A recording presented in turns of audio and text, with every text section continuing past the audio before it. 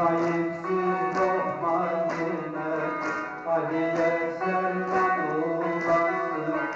Allah Allah Allah Allah, Allah Allah Allah Allah.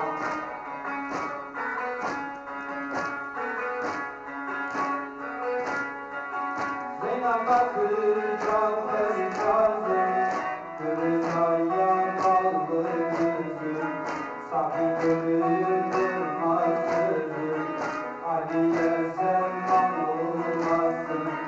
Allah Allah Allah Allah, Allah Allah Allah Allah.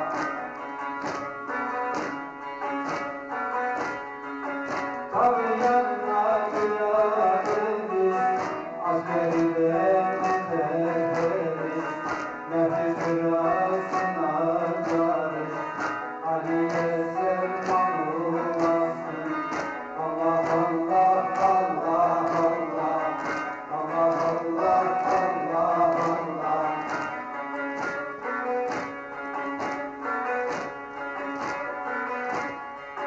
Hatay'ın özünü vurma, gidecek de sen ayrılma. Her adama sırrın verme, Ali'ye selam olasın. Allah Allah Allah Allah, Allah Allah Allah Allah.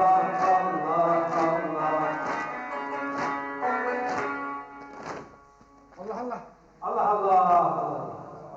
Allah Allah. Ya Rabbi ismini tevhid ettik, zikrettik Ya Rabbi. Tevhidimizi, zikrimizi kabul eyle Ya Rabbi. Sana sığınıyoruz Ya Rabbi. Ehl-i Beyt aşkına, 12 imamlar aşkına, 14 masumlar, 17 mukaddes aşkına Ya Rabbi. Sana sığınıyoruz Ya Rabbi. Gelmiş geçmiş evliyalar, Abdülhamid Musa Sultan aşkına Ya Rabbi. Hacı Bektaş Veli aşkına Ya Rabbi sana sığınıyoruz.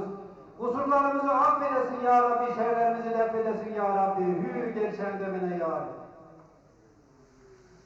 Allah Allah diye hak olması yiye canlar gelin semağa dönelim.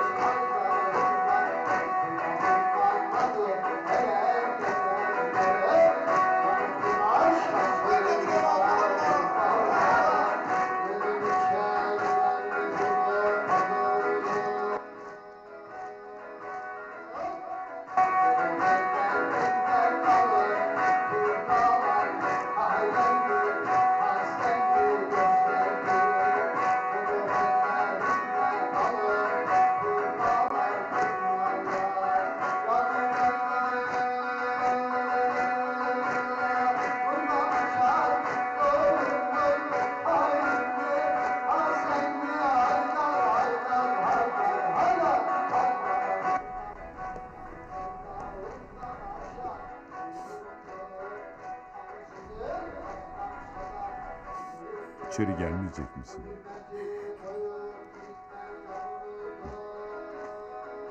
Hıdır'a dua ettin mi?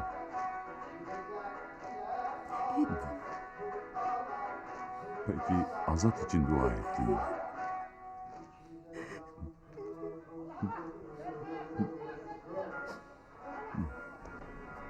Allah Allah, semalar kabula, günahlar affola, gayrıca reisi gele, reisi şerefde ola.